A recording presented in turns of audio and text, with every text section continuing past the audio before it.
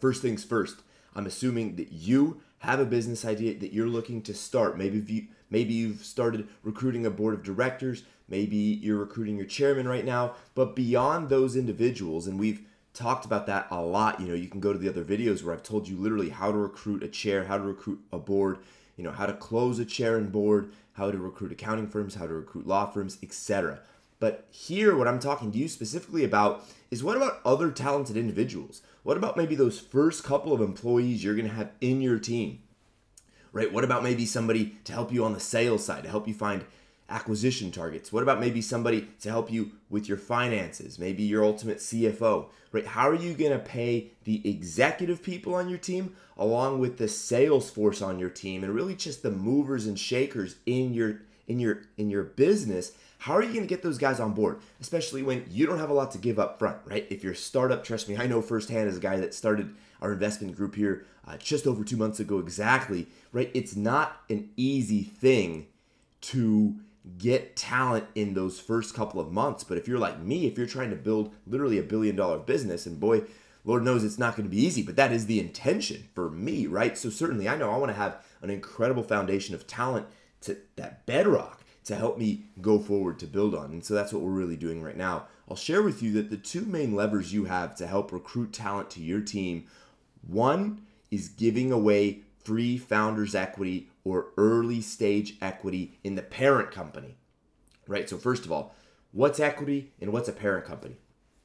Equity is similar, and I'm not an accountant, right? So you can go consult with professionals, but essentially equity is a stake in your business. It's not so dissimilar from stock. But when you're talking about giving away percentages of equity, right? At this point, we often give away 1%, maybe even 2% equity in the parent company, right? So that's giving away 1 to 2% of the entire company. That's something that most stockholders never have. They may own 1/1000th of a percent of the company, for example. And I'm using guesstimates. Again, refer to professionals. I don't have a B school background, don't have a law background, don't have an accounting background personally. So refer to professionals. But that's generally the idea of giving away equity, right? You can give away your most talented salespeople a percent equity in your business, or maybe you get them up to where they could earn up to 3% or 4% equity in your business if they find acquisition targets that you guys close on. Something like that, right? Or you could give the CFO you want 3% equity in your business, and that may be able to go up to 4% upon incentivized performances, or if this happens and that happens, or if he or she's able to do these things, right? So you can give away a baseline amount of equity and also give them upside to earn more equity in your business. In the parent company, which leads me to, what's the parent company? When you're structuring your business, this is something I've learned a lot from the accountants and from the lawyers.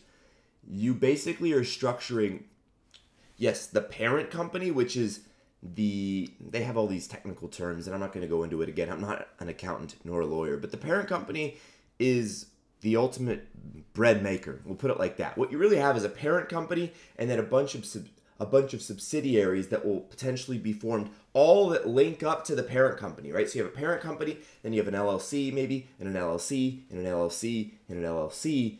These are the different individual acquisition targets you might make. So you have Bob's, small business here. You have Randy, small business here. You have, Billy Bob's small business here, and they all link up to the parent company, right? So you're not giving away equity in the eventual acquisition targets, though I believe that's something you could also do, right? So you can give away equity at the parent company level, or you can give away equity at the individualized acquisition target level. So in our case, we will have a bunch of LLCs, LLC, LLC, LLC, LLC, hopefully a ton of them, right? That's the intention, have a ton of those LLCs eventually. Each of the LLCs is holding exactly one business that we acquired, and each of those LLCs that we own links up to the parent company. Does that make sense? Right? So the idea is that when you're giving away equity at the parent company level, that's eventually going to become potentially very, very, very lucrative. I'll give you an example. This is something I shared when I was getting my board members, something I've been using when I've been getting the business development / salespeople that we have on our team right now, right? Which are the 2 other individuals on top of the 9 board positions that we currently have as of January 20th, 2019. So what I was able to do with those sales individuals is I was able to let them know, hey, look, first of all, you're going to be able to get equity, especially if you close deals in the parent company. I've been also very clear in starting our business that our goal is to build $1 billion portfolio and take it public. So what I've let those people know is, hey, look, if you ultimately gained yourself 3% equity in the parent company of this business, and then we achieved our goals together, and you believe that we can actually turn this thing into $1 billion business. And of course, I have a ton of data and facts and reasons why we believe we're going to do that. We have a strategy to get there. So it's always important, if you have this big lofty goal, you have to have your reasons why. That's something I always talk about with individuals.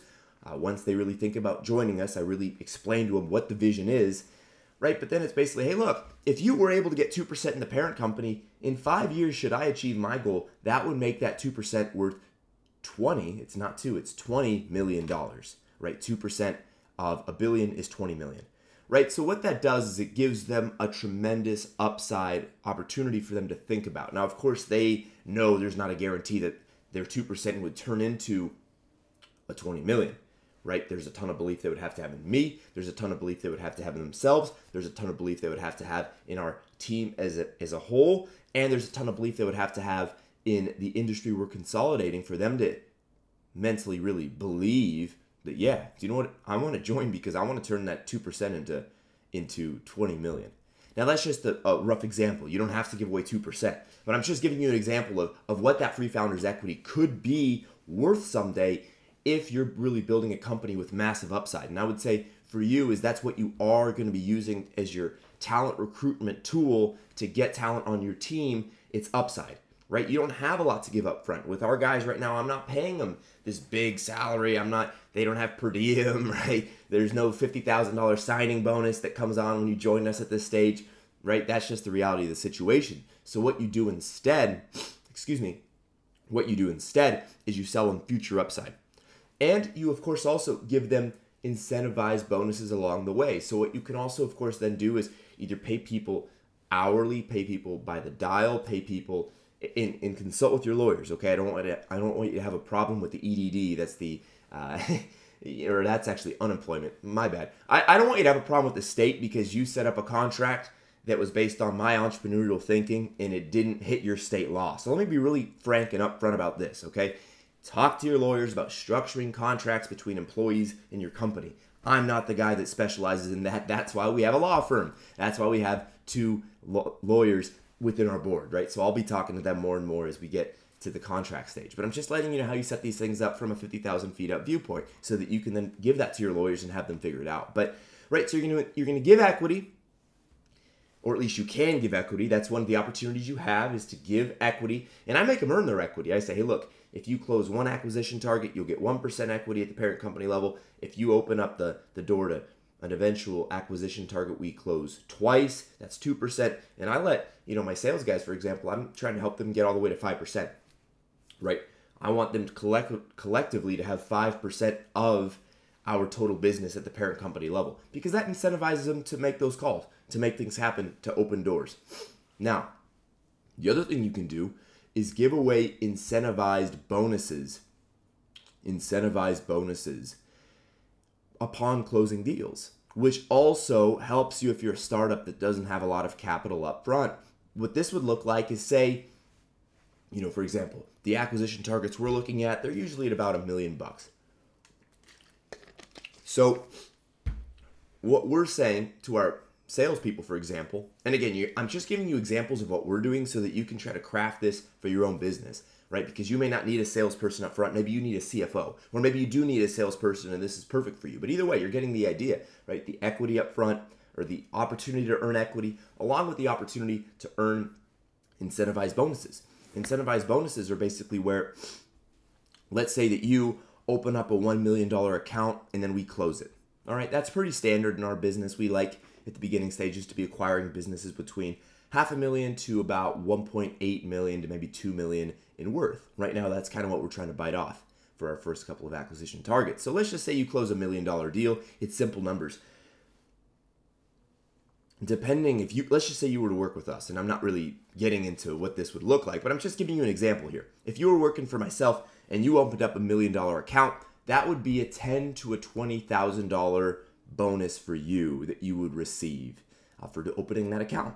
An incentivized bonus, aka you would get either 1 or 2% of the total deal price as a bonus. That's how we're structuring it. Now, the 1 to 2%, whether it's a 1% versus a 2%, has to do with other other payment options that in our case we offer our salespeople, right? So we give our salespeople option A and option B.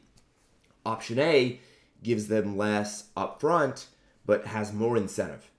Option B gives them more upfront but has less incentive, right? So in other words, I tell the sales guys, if you believe in me a good bit but you want to make sure you make something, go with this option.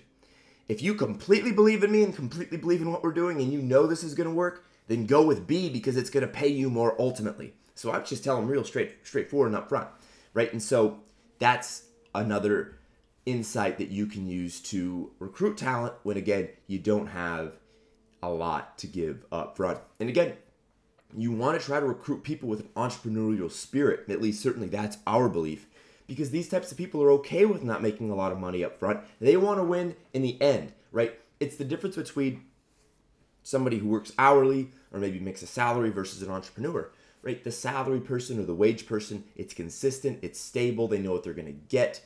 They like that, right? That's certainly not me. It's probably not you, given you're watching this video, right? So you really are trying to reach out to people who are in the other camp, who are in the upside camp. And then, do you know what? I'll grind tomorrow to live like a king, or I'll grind today to live like a king tomorrow, right? And you don't just want people who want to kick their feet up on the beach. You hopefully want people who are going to work for a while. But ultimately, their thing is, look, I want to live like a king. I want to own my own private jet, or I want to have a Bentley, or I want to do this, or I want to do that, right?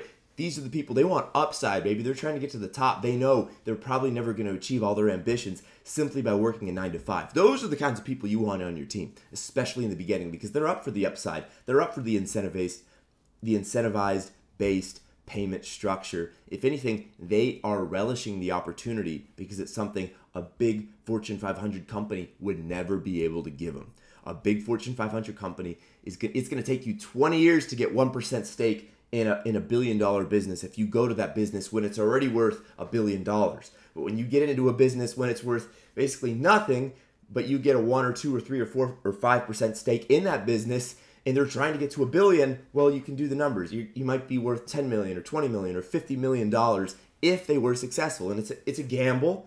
That's the nature of what you need to, I would say, almost be transparent in recruiting talent, letting them know, hey, look, I'm not saying that you will guarantee to have this 5% stake be worth $50 million in 5 years. But what I am saying is for this reason, for that reason, and for that reason, we are very confident we can do so, and I'm going to do it or I'm going to die trying. Right? So that's what's ethical, moral, and legal to say and transparent to say is, look, this isn't a guarantee. This isn't a get-rich-quick scheme. It's going to take a lot of work.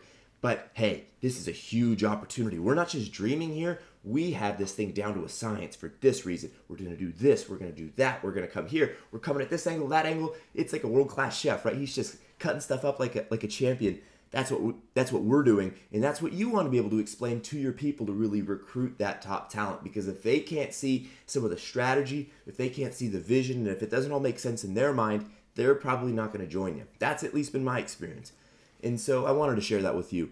Now, what I want to do before we wrap this video here is I want to talk to you about how you and I might be able to work together. Really simply put, actually, I pretty much shared what an opportunity to work with myself might be like for you. It would be a lot of upside. There wouldn't be a lot of money up front.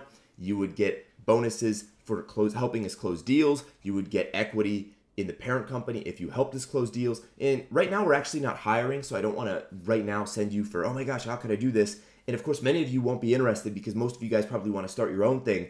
But let me say this real quickly. If you were a guy that was looking to learn more about how to buy businesses through an M&A model, if you're looking to learn about QLA or acquisitions, buying revenue, if you would like to ultimately go to the castle, you'd ultimately like to start your own business, but right now you would like to get around somebody who's already doing it and see the inner workings of a startup that's following the QLA model, and if you'd like a lot of upside in financial compensation, then this might be a great opportunity for you. What I would say is I'm going to put my LinkedIn below. If you guys are keen to learn more, reach out. You're welcome to do so. Click on my LinkedIn, send me a message. We will be looking to bring in new talent probably in about 30 days from dropping this. I would say by about the 15th or 20th of February, we would certainly be looking for talent at that time. And we'd even be open to having initial conversations sooner.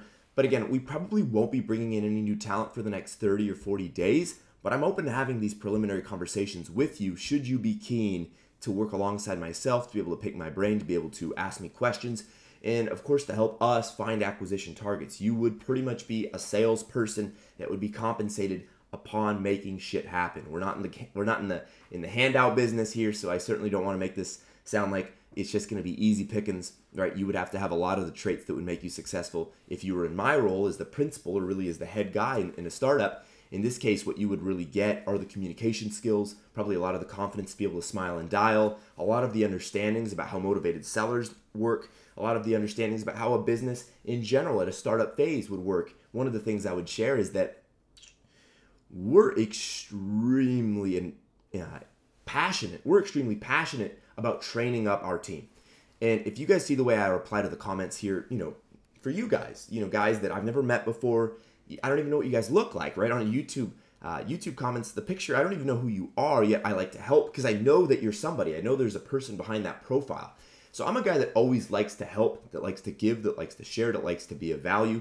And so you can only imagine how much help and support and insight you would probably get from me if you and I were working together, right? And the answer is a ton. Like, we train our guys like crazy. We want them to succeed. We want you to succeed if you and I were ultimately to work together. I'm not trying to do a hard sale here by any stretch of the imagination. We already actually have 2 very high quality biz dev sales individuals on the team. That's why we're not bringing on a 3rd or 4th or 5th person right away. I want to give those guys a bit of time to get, honestly, a head start, because those are guys that have believed in me from the very beginning, and I want those guys to get their 1 or 2 or 3% equity each. That said, there's still going to be opportunity, right? There's still some equity to go around at the parent company level, and we're talking with whole percents. We're not slicing it up into 0.5% or 1/3 of a percent just yet. Eventually we will, but again, that's the arbitrage, is when you get into a business earliest, you have the biggest upside, whereas when you get into a business later, there's less upside, but it's more stable. So this is really an entrepreneurial offer. It's really only something that would make sense for you if you were very entrepreneurial. It's only something that would make sense for you if you were open to really earning your cake. You would have to be the guy that went out there and found the mammoth that we were ultimately able to kill. That's the name of what this job opportunity would entail, is you're the guy. You would get, we have 4,500 leads in our space. You're a guy that would be, I would give you a state, or you and I would agree together, okay, this is the state I'm going to try to find acquisition targets in. And then the more deals we do in that state, the more you get paid. It's real simple. And so your job would be to warm up those prospects and ultimately bring them to myself so that I could close them up, baby. And so that I could go get the money, is we're kind of doing it on our team. A lot of you guys as well have asked about my role. What are you doing, Jason? You put together all this talent, but what do you have to do? Well, I do a lot, between making sure everybody gets along. First of all, it's managing 15 plus to 20 plus personalities, right? So that's a very real thing where you're trying to get everyone to work together. But what I'm also doing, of course, is making sure that we have the money, right? So I'm kind of the getting the money guy, and we're building a sales team to find the acquisition target, so that really then I'm the guy that talks to the bankers. I'm the guy that talks to the lenders. I'm the guy that talks to the debt funds. I'm the guy that talks to the equity players. I'm the guy that talks to the people who have the money, right? That's my job, more or less. And then our sales team, they're the ones that initially bring interested, motivated sellers here, so that I can marry the bank with the motivated seller and say, all right, we're looking for acquisitions, Mr. Banker, on these terms. Our sales team over here is looking for them. Hey, you know what? One of my sales guys just brought one. Let me show you. Mr. Banker, let me show you this deal. How does that look? Yeah, it looks good. Close, pay, get the money, put it in the deal, close the deal, refinance the deal, pay our salesperson. That's kind of how it works. So, of course, there's a lot more that I do and that we're doing than that, but that in a nutshell is a bit of an insight into what your role will probably look like once you build your team. You're really about finding deal flow and about getting the money to put that deal flow in, or to capitalize upon that deal flow that you've built for yourself. So that's it for this video. If you want to know more about what this opportunity what it would entail, and if you're interested, and if you want to kind of throw your hat into the ring, if you will, and if you want to be considered, then I would reach out. The sooner you guys reach out and the more rapport we build up front, candidly, that's probably going to be the individual or the set of individuals that we ultimately work with, because you want to know who you're working with. If you are in the United States, that's preferable. If you're in Los Angeles or in Southern California, that's the most preferable. But one of the guys on our team right now is out of Australia, right? So we are bringing on the best talent, and we're going to figure out how to make sure that he's squared away, right? But it's again about the drive, the hunger, the focus, the willingness to learn, the willingness to take action, and also some social skills, right? You're going to need to be a smart guy on the phone. And so those things would all be a plus. Those are some of the things we're looking for. With that, I'm out. I hope this video has been helpful, and I hope the opportunity is intriguing to you if you're looking to learn more about M&A, about QLA, about buying businesses, about buying revenue, and about building a startup from scratch.